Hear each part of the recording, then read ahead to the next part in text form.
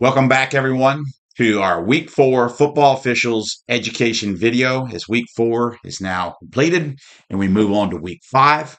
Thanks, everyone who has hit the like button, commented, shared, and also all those new subscribers and past subscribers. It is greatly appreciated.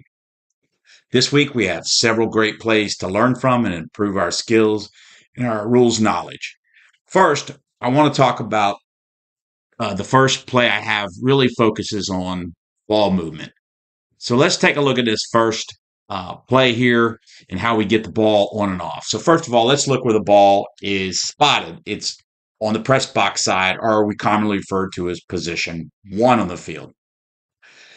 This is the visiting team who has the ball, so their personnel are located, for the ball personnel are located on their sideline. So it's on the far sideline. And we're going to see on this play, as we're snapping on this near sideline, we're going to see the ball snap.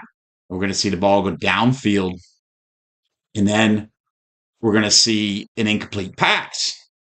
So, ball's 40, 50 yards downfield. But if we look over here right at the 50, we can see to our left, or the head linesman's right, we can see the ball personnel for the visiting team. We can see the head linesman right there next to them. We're going to see the head linesman get the ball from the ball personnel on the visiting team. And that's a great job. And the reason why I say that is because see how that frees up the ball personnel to go down and get the pass, the incomplete pass downfield that the back judge is probably getting.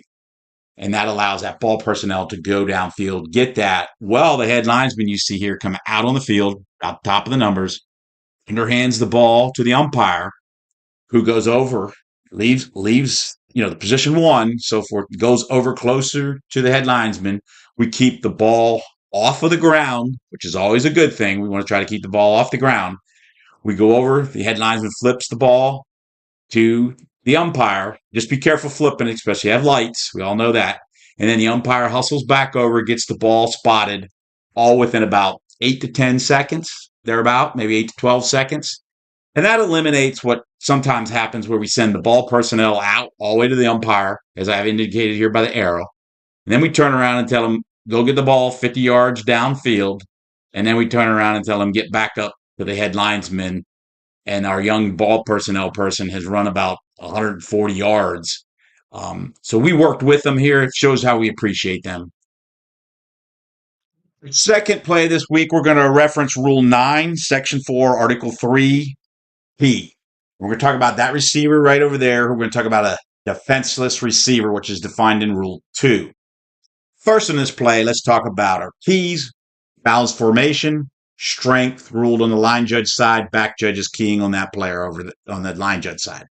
Head linesman, your keys are these receivers on your side of the field. And then we come to the line judge. His keys are obviously this inside receiver in the back on this play. Need to know our keys to help us officiate the play. So we're going to see the receiver come downfield. Ball's going to be thrown to him. His focus, the receiver's focus, because he's defenseless here, his focus is on catching the ball, and we see the hit. Let's take a closer look at this. So first of all, let's talk about the rule. The rule says that the defensive player can have forceful contact against a defenseless receiver. It's that defenseless contact. He can have incidental contact if he's going for the ball. He can initiate contact with open hands out in front of him, or he can attempt the tackle by wrapping his arms around the receiver. As you can see here, this contact by the defensive player is with his shoulder. So he's one, not going for the ball. He doesn't have open hands, and he does not wrap the defenseless receiver up. So, by rule, we have a defenseless receiver because it's focused on trying to catch the ball. The back judge gets a flag down on this play. This is a good call, a great call by the back judge watching this play and recognizing that this contact by number 2 here is in violation of Rule 943P because those 3 elements, he's not going for the ball, he doesn't have open hands, and he's not wrapping up the receiver. So good job here on getting this foul and getting a marker down on the field to appropriately penalize this particular play. Next play here, third play, we're going to have focus here inside the circle, obviously. We're going to have a block, and we're going to have the defensive player lose his helmet, and then he's going to continue to participate. And we get a flag down on the play. Now, just a real quick pointer here. If we look down here at the bottom, we're going to see that player from the other team in this sideline. Let's make sure we stay focused on that. Let's make sure we get that player out of that area because that's a dangerous area for that player to be in by themselves. So let's get them out of there and then take care of the penalty administration part. But as we bring this play back, we want to be able to see this play, and this is if you look closely, you're going to see the offensive player get his hand up on the face mask and push that helmet off. So we want to be able to see that, and that's sometimes challenging to see. But we gotta work to look for these types of things. Now we can't see them all, but you can see right here he grabs or pushes that helmet off, which is illegal. So we have foul on the offensive player, and then we turn around on this play, and this defensive player, once his helmet comes off, he's got to stop participating. But you can see here, he continues pursuit of the runner, and so that's an illegal participation foul because he doesn't have a helmet on for his safety. So we would have 2 fouls in this play. Obviously, they would offset, and we would replay this down. Good job of getting a flag on this play. Fourth play this week, we're going to look at a long pass from the 40-yard line downfield. And you can see the back judge kind of turns his back to get out of the way. So just a couple things here on this play. We do want to get ourselves in better position so that we don't become involved in the play or become part of the play. So try to get yourself in a better position. The other thing here is ball personnel here, guys, a little close, I think, potential. I can't see it real well, but let's make sure. I know we need him, like I said earlier, but let's make sure he's not in front of our wing official. Make sure he's back behind us for his safety and also so you can officiate the play. But specifically on this play, let's talk a little bit about the situation here. The back judge kind of gets himself, and we've all been there, kind of gets himself caught where the ball's coming. Try to get a little, deeper or whatever. If you can, backpedal when you recognize that we're going to have a pass play to get out of the way. We want to try to do our best to avoid right here turning our back on the play. It does make it hard to see the play. But the other thing here is I have highlighted is our head linesman and line judge are still at the line of scrimmage. We've got to move downfield on this play. I know we talk about staying on the line of scrimmage to help officiate, passes beyond the line of scrimmage and things like that. But once this pass is thrown downfield, we need to begin to move down. We don't need to sprint down. It's not a race, but we need to move down closer to the play. So if we're needed down there, we can assist. So let's come off that line of scrimmage as the play develops and read it. Fifth play this week, we're going to have a touchdown scored by the player here, number 12. We're going to see him scored a touchdown. I want to point out, good job, good hustle by our back judge here, our line judge, and even our umpire coming downfield. Our back judge and our line judge communicate, good for touchdown, but let's look back here at the back of the end zone. Well, after the touchdown is scored, the player scoring the touchdown, you can see here he's winding up. And our line judge does a good job watching him spike the ball and also administering the penalty for unsportsmanlike on this play. This is a really good job here of hustle by the line judge. He's all the way at the pylon. He continues to officiate and observe the players and appropriately gets the unsportsmanlike with a flag. Great job. We get into this play, which would be 6, and also will include 7 of this. I want you to look at this play and see if you recognize anything as being illegal or is it all legal. Now that should tip you off as we watch the play.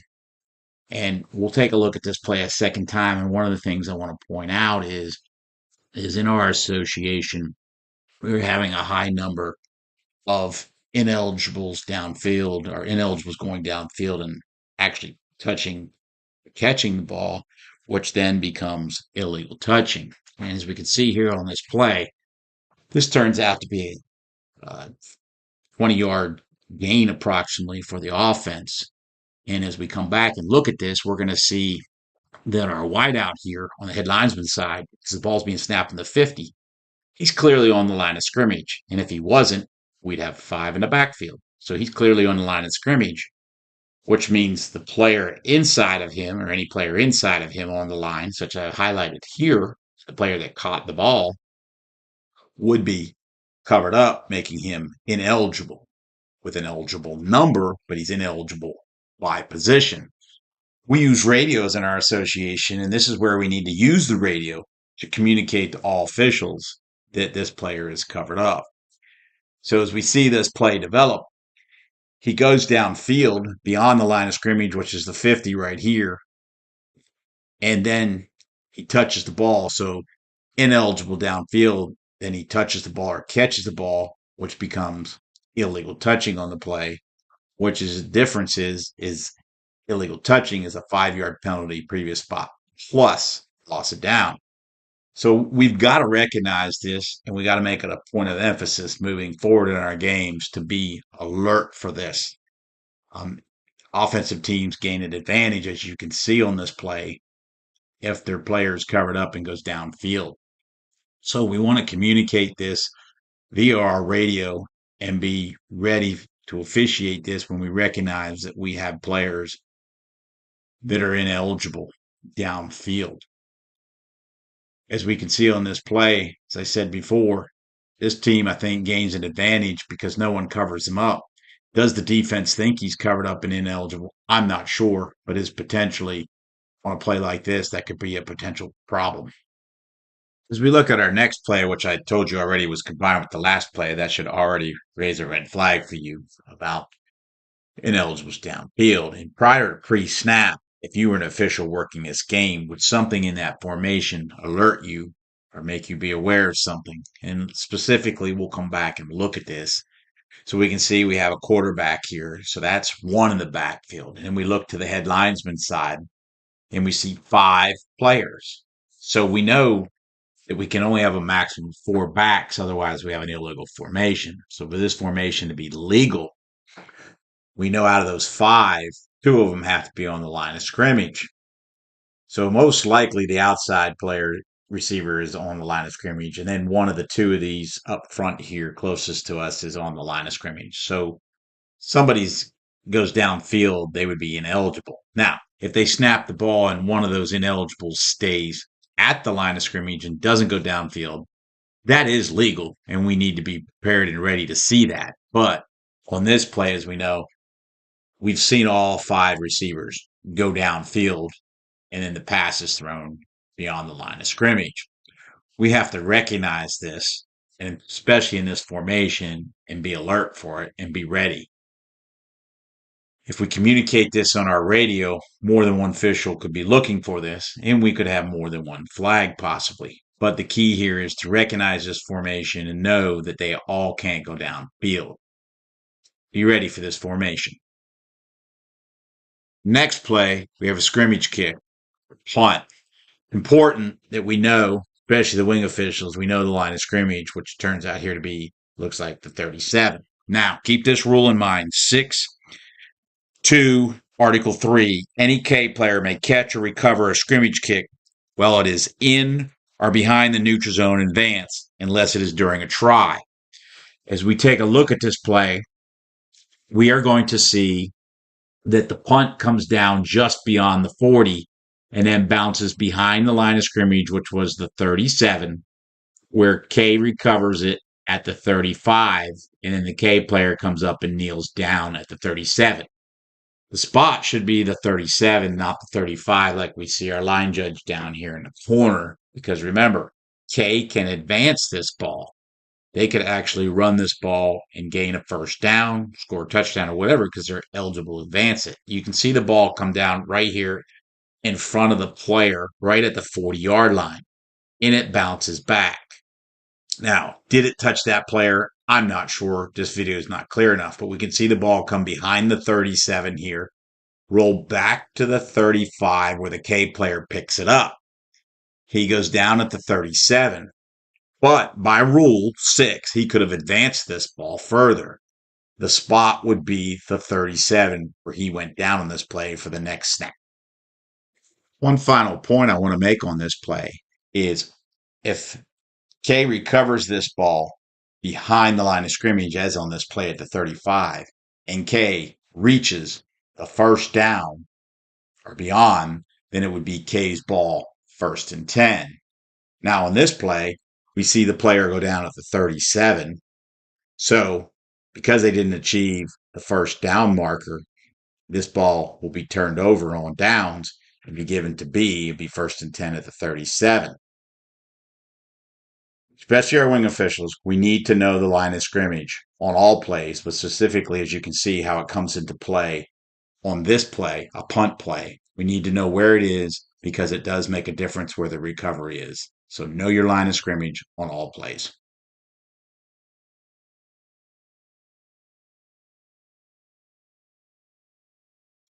Next play here, we're going to look at this scrimmage kick or field goal attempt by this team in white. Now, I'm going to ask you if this is everything legal. And so now you're extra focused because I wouldn't put a play on here if there wasn't something about it that we need to be aware of.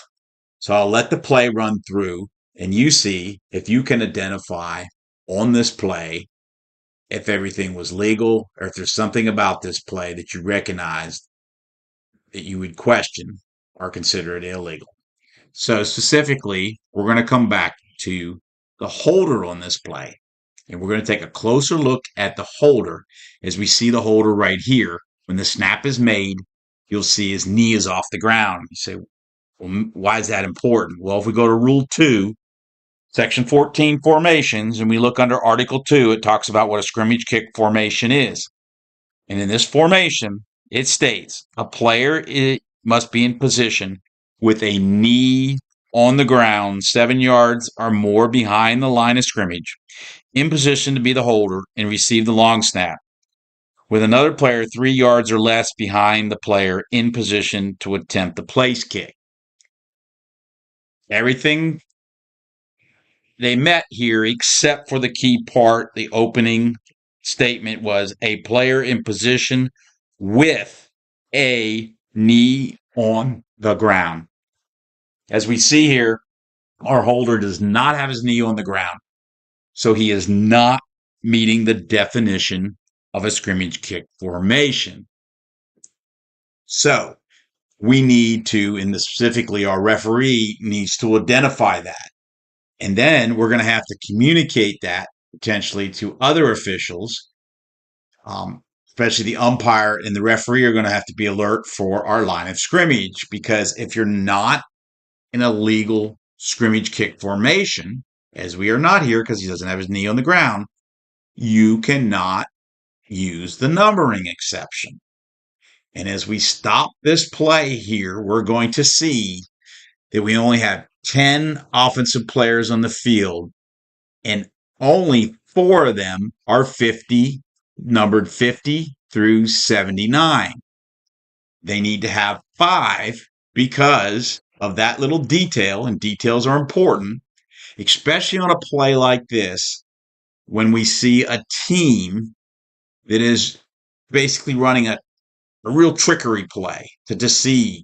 Now, all plays are somewhat meant to deceive, but when they run a play like this, we need to be alert for the fine details of the rule, because the rule specifically says legal scrimmage kick formation for the numbering exception, the holder must have a knee on the ground. And we can see the player right there who was the holder. He did not have his knee on the ground. So that means to be able to run this play, as we saw here, the kicking team or the offensive team would need to have 5 players 50 through 79 on the line of scrimmage. We see they did not. So referees, umpires would need to know how many players we had on the field 50 through 79. And as you can see, this was a fourth down play where they picked up the first down, but they were actually in an illegal formation because they were not permitted to run the numbering or utilize the numbering exception, all because the holder didn't have his knee on the ground. Details matter. Our final play this week our focus will be on the quarterback, which we can see in between the running backs here, but we'll see him come out and he's going to go back to pass and then he's going to roll out to the head linesman's side of the field. And you're going to see a defensive player come right up, right around the 50 here to make the tackle right here. And you can see he lifts him, elevates him, and body slams him. So let's keep in mind rule 9-4. Okay. This is unnecessary and this only provokes roughness. And we get a penalty marker down on this play. And when this appropriately is flagged for unnecessary roughness. This kind of thing can escalate a game, and you can see if the sideline gets upset about this. So we need to be alert and ready for this. The player can make the tackle, but the player doesn't just make the tackle. He lifts the player up and slams them to the ground.